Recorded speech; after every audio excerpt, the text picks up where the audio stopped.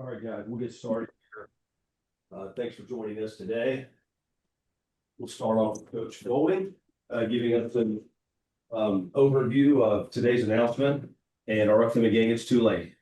Yeah, just obviously really excited for our players today. Big day, being able to watch the selection show and all of their hard work and everything that they put into this building, this staff, and this community, and everybody from Keith and the Chancellor and the Grove Collective for all this, to come into place and have the opportunity to play at home for this community, for these players is a really special day. So, got them coming back in tonight. They'll report back tonight at 6, and we'll have a normal work week. And it's time to turn the page and getting our preparation ready for a really good Tulane team. So I'll open it up for questions. Yeah, Pete, the draw itself, getting Tulane in a rematch. I mean, y'all beat them earlier this year, 45-10. What do you remember about them, and just what is your overall thoughts on the path y'all drew? Yeah, obviously, first, I think they're very well coached. I think, John's a good buddy of mine. They do a really good job, really well coached on offense. Really concerned about them coming in the first time they play. They're multiple in personnel and obviously got a quarterback with experience that I thought presented a lot of problems coming into the game. Obviously, coming out of the game, created some turnovers, played really well on offense, a lot of explosive plays. But the big thing now, man, I mean, that feels like years ago at this point, right? It was early in the season and they played really well lately, and they're coming off on a really good game and got some confidence in winning the conference championship and create a lot of turnovers. So we know we're gonna have our work cut out for us. Obviously, having been at Bama for all those years, we're used to playing somebody twice. Once you go to that SEC championship game, you're playing them twice. A lot of times the Division II and one AA was the same. So you got to look back. You can't get away from who you are, but you look and evaluate that first game and what were they trying to accomplish. What did they have that they didn't take advantage of that we got to prepare, for that they're going to come back with. So it's a good combination of, okay, what was the plan there? What did they attack? All right, what was their game plan? And then, all right, now how are they going to complement it and when to address it to get to the same concepts with different ways? So it's good to have some comfortability with it, but also our guys got to understand that that was years ago. What happened in that game has no indication what's going to happen in this game, and our preparation has to be on point, and we got to be ready to roll and have really good plans and have a great week of practice. And as far as the last couple of weeks, and now getting to this point where it was focused on everything but football, to now be able to celebrate the accomplishment for what it is, and have this day, what was that like with the players? How did they respond? And what was just their overall response to getting the news of this reward of getting in the college football playoff? Yeah, I mean, I think obviously this is a little different because they knew they were going to be in, right? Obviously, based on their body of work. So I think they were just ready for, all right, who are we going to play, right? And that spot the ball mentality that we talk about to be able to turn the page and put the focus back on, something else other than media and Twitter, right? And somebody's name and who was the coach and all that type of stuff. So I think they're excited to get back and have a game plan and put the previous game that we had to bed and move forward to a new scouting report tomorrow and some new opportunities and some new challenges with it, with a really unique game plan versus a really good football team. So I think they're super excited. But, as I told the team last week, I said, look, guys, there's only one team that's going to be happy at the end of this. This ain't the Gator Bowl, right? This ain't any of that stuff to where, you go in, you play well, and you win your last game. When you win this last game, you're walking off the field because you're the best team in the country. And so we got to make sure we're doing everything that we can in our preparation to give ourselves our best chance to put our best foot forward on Saturday. Hey, Pete, what is Hey Pete, John said earlier today that y'all two actually kind of FaceTime last night. Just, what's y'all's relationship like? And if you can, what was that conversation like? No, obviously us defensive guys, man, there ain't a lot of us, so we got to stick together. So no, so obviously John and I, go way back. I recruit Louisiana. Obviously he's, been in Tulane. My brother lives down in New Orleans, so get down there and see it, think the world of him. So think a lot about him. So I was just calling him. Obviously the selection show hadn't come up. I said, oh man, hopefully y'all got to go to Oregon. Bring your ass out west. But he had a good indication that he was kind of pushing to get back to Oxford a little closer and all that. So I was just congratulating him on a heck of a year and obviously talking about some of the Florida transition. And I told him he better bring his ass to Gainesville. He's going to be losing all these players over the next 2 weeks if he's not down there trying to save that program. So I was just messing with him. I really just congratulated him. What has the last week been like for you? Just from this time last week to today, is there any way to even put into words sort of all the different things you've had on your plate? A lot of lack of sleep. Probably the least amount of sleep I've had since like Vegas in '07, probably. But no, I mean, obviously, I think on Sunday, kind of when that thing hit, you just hit the ground running, man. I mean, I think, for me, it was the players at that point, and all I could think about is, the promises that I made in recruiting and talking to parents and the things that I promised, and the example that I was trying to set and all their hard work to make sure that, we didn't lose that. And so I felt like at that point, it was our responsibility to try to retain as many staff members as we possibly can. From that point forward, it was our responsibility to try to save the class as best we could. Really wasn't concerned from a defensive perspective. But obviously, when you're first called an offensive guy is Tuesday at noon, you don't feel real good about it because obviously the retention of the offensive staff as well. So it wasn't really much time to think about it. And then my transition went to the players after signing day. So then we brought them back in Thursday. We had a team meeting and we kind of broke up into groups that we call get real groups and just kind of let them talk and try to get a pulse of the team, try to get how they felt about the situation. And then, I started meeting with them individually on Friday. We got them back, on the grass on Friday, getting them running around, and then gave them the weekend off. And we'll get back and attack it tonight at 6. So I think they're in a really good spot, man. I think it's a player-led team. I think we got a lot of guys wired the right way that aren't getting caught up in the emotions of everything that occurred. That this is still the 2025 season. We're not talking about 2026 yet. I told them I view myself as an interim head coach right now, and we're not going to reinvent the wheel. This thing was heading the right direction. Right now, I look at it as like the COVID year. There's 2 games we didn't have Coach Saban, but Sark walked us out the tunnel, and we still beat the shit out of Auburn. So we got to do what we're supposed to do. The play callers haven't changed. It's going to be in our preparation and how we practice and preparing really well to give us our best chance. So I think getting back to our normal routine of what they're used to up to this point is really, really important.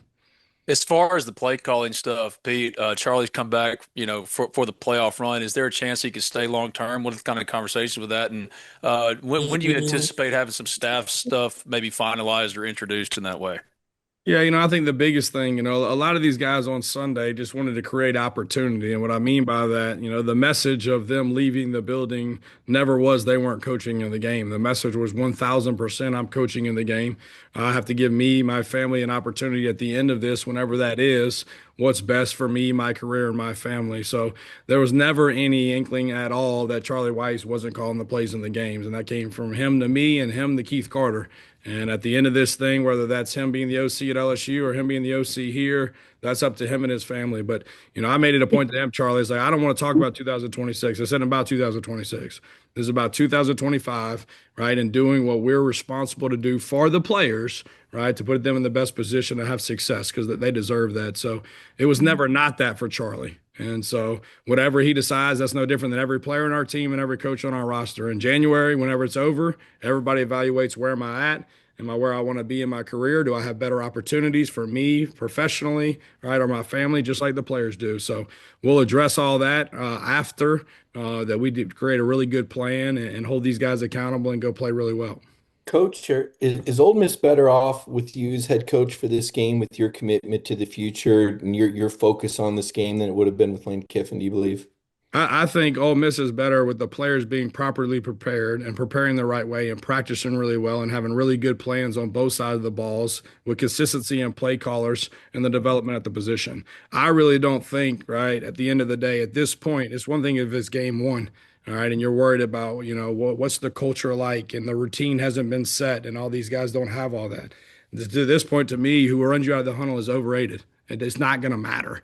At that point, the game's already won or lost by the plan and the preparation and the energy and the attitude of the players. And do they want to continue to compete and do they want another game or are they tired?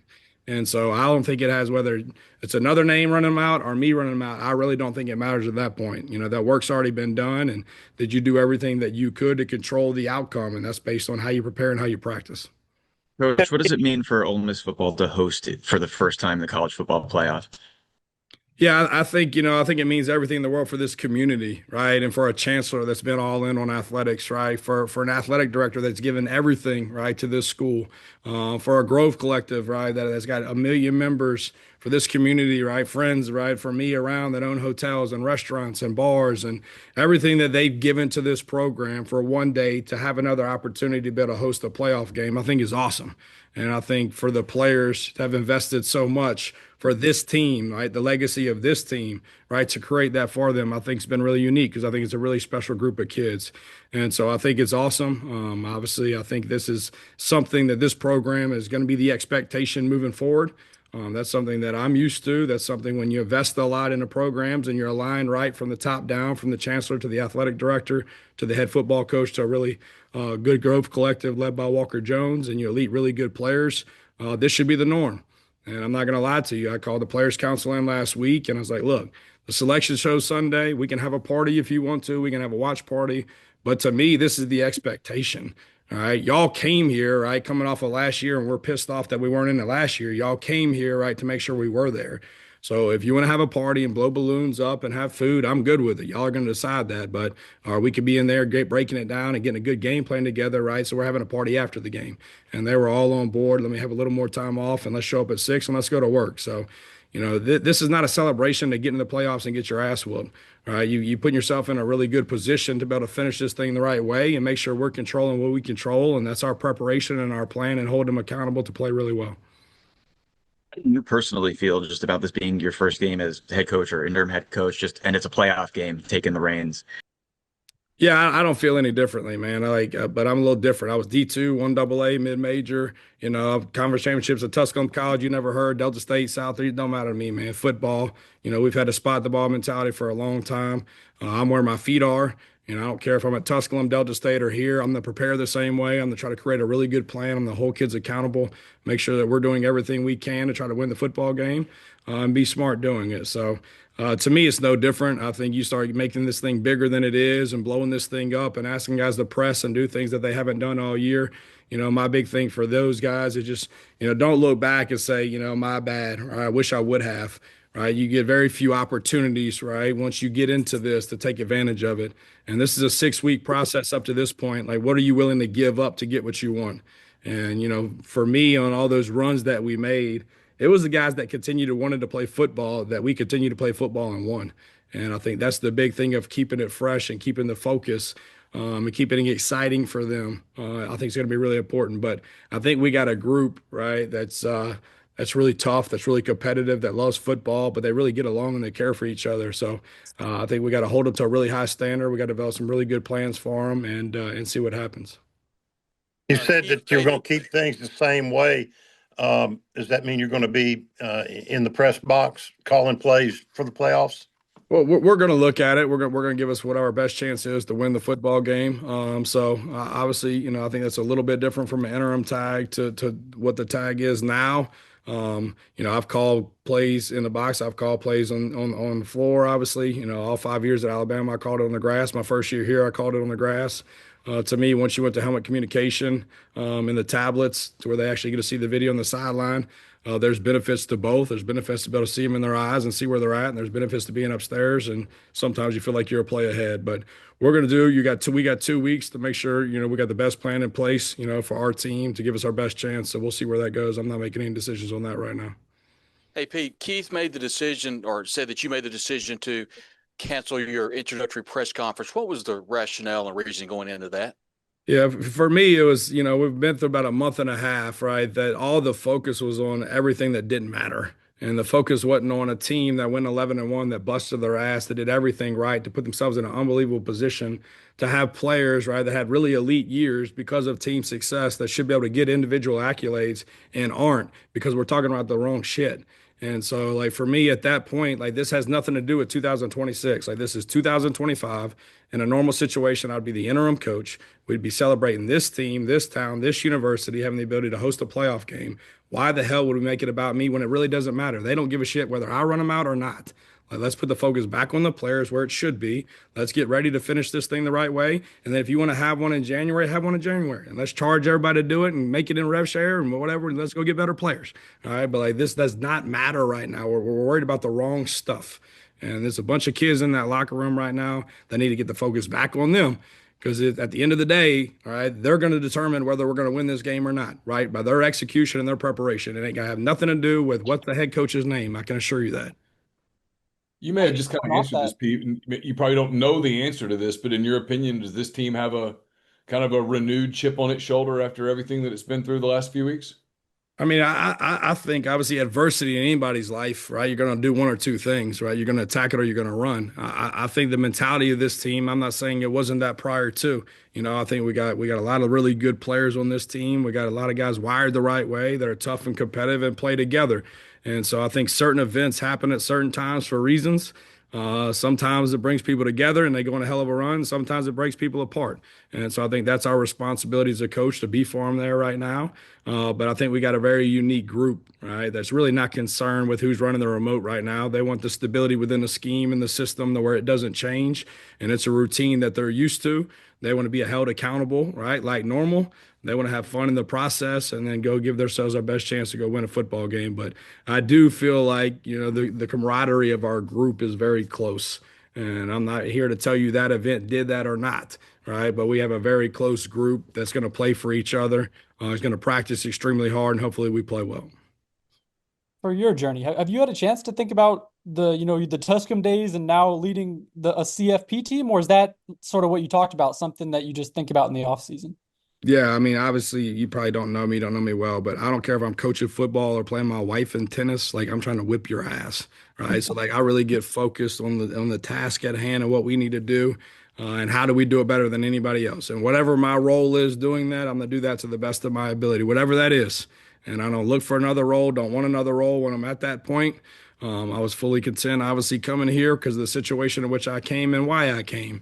And so that was, there's never a point in this whole process that I'm calling Keith Carter the chancellor, like, hey, I want the job. That it wasn't one time, right? I'm like, hey, I don't want this damn job. Like, I like my job, I like doing my job, coaching my players. All right. And then it gets to a point to where, to me, what happens to young men and what I see is happening, I'm not going to allow that to happen. And so, I think things happen for a reason and people are places, at certain times for a reason. And I think the good Lord put me here. So we'll see what happens with it. But no, I don't focus on what the game is, where it is, and who we play. I focus on the preparation of it and the things that we need to do to play really well to give us our best chance, to be honest with you. Now, somebody might be different for some people, but I've been in a million of these. All right. I can go in the closet wherever they're at and they got rings and national championship rings. I don't know where they're at, but I got them. Right. We've been there, D2, 1AA, and all that. So, it's not going to be anything about the result of it, right? It's going to be about the process of it and what we do to give ourselves our best chance.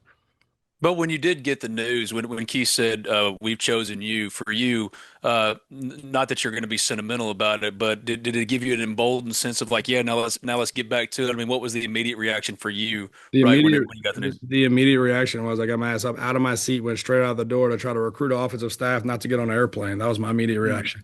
So I couldn't tell you the years, the money, and I still can't, right? Does that make sense, right? So it's like, hey, man, I got a lot invested in this, just like these players do at this point.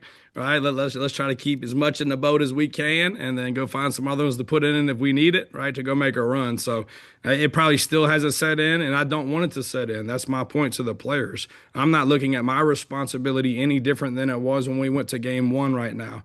Right? Does it have a different role in front of more people in certain times and team meetings and all those type of things? Absolutely. All right. But as far as what my responsibility is, this team to get guys prepared and went from one side of the ball to an entire group. All right. But kids are kids, right? And the room got a little bigger, but nothing else changed. I'm not changing who I am. Right. I ain't changing what the hell I wear. I'm going to yoga. I'm playing pick. I ain't doing any of that shit. Like, I am who I am.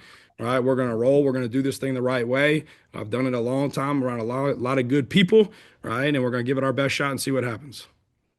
Coach, can you talk about it? You talked about a little bit of the aspect of the team. Can you talk about what makes this team in particular so much more different? I was asking the guys after the Egg Bowl, the brotherhood camaraderie of this team. Talk about this team. What makes them different in the trust that you have in them heading into the playoff?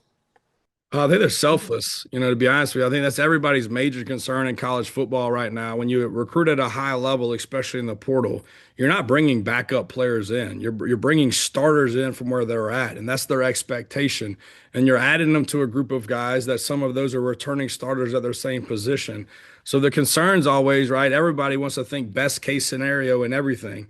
That I'm going to go there, I'm going to have an elite year, I'm going to be all conference, I'm going to be all America, I'm going to win a national championship. And in reality, a lot of those guys left as starters from where they were at, and they're here and they're rotational players at best. And there's two ways to think about that when you get that. A lot of guys are pissed off, had negative energy and body language, and affect the people around them. Or you have guys like we have that just want to be told the truth. Hey, where am I at? What do I need to do to improve? what's going to be my role and how can I improve that. And in the meantime of that, I'm going to be a really good teammate. In the meantime of that, I'm going to push this guy really, really hard to make him be an elite teammate, right? And create depth for us because guys are going to get banged up. And I told several of those guys, the Jalen Tua story last week when I'm meeting with them individually, right? To have that resiliency like Jalen did, he get pulled out, right, as a national champion and undefeated at halftime of the national championship, to get pulled out, not hurt, not like Austin, you get pulled out. And watch a true freshman go in there and win it in overtime at 2nd and 26 and not transfer, and watch it for 12 games to be the backup to Tua and him go out in the third quarter of the SEC championship game. And who comes in? Jalen. We're behind 10, leads us back, and wins the SEC championship. Nobody would even know who he is, right, if his mentality wasn't to be ready for that moment. And I think that's the biggest thing. We got guys like that right now that here they work hard, they practice hard, regardless what their role is going to be in the game. And I think that's very unique, right? That does not happen everywhere. And so that's a culture created by really good players, led by coaches, right, in a lot of different areas of the building, that they don't care who gets the credit. And that's hard right now anywhere, right? That I'm going to put the work in and I really don't care who gets the credit. We get the credit. We get to become 11-1. We get to have a playoff game. And it wasn't based on any individual. And so I think that's what's unique about this group. Do you anticipate keeping the same type of offense, up tempo, that type thing? Some defensive coordinators think you got to slow it down. What's your thoughts? I like offenses that score because that means you can give up more on defense. No, obviously, I think the really important thing, all right, in a program is stability within your scheme. And so what I mean by that, right, regardless whether you look at Alabama and Georgia on those runs, OCs left, DCs left, but the stability within the scheme, you recruit elite players into an NFL style system that's had a lot of success. It takes care of itself because you go in that freshman year and you learn the system. Now that sophomore year is the same system, same language. You go from English 1 to English 2. And now your third year, your most important year because you're draft eligible, right? You're in English 3. And so now we're coaching the opposite side of the ball. So on defense, they come in here, all we're worried about, hey, alignment, assignment, key. Where do I line up? What the hell do I look at, right? What do I have? What's my run responsibility? What's my pass responsibility? That second year, we're focused on the technical aspect of that position playing the game, of pad level and stance and hand placement and eye control. That third year, we're coaching offense. All right, if I'm a DB, look at the split variation, right? He's inside my divider, outside my divider, 2 or 4 is flipped, back's all set to me, right? Tackle's got a hi-hat read, boom, here comes the concept. And you're anticipating calling out plays before they ever come, and that allows guys to be more productive.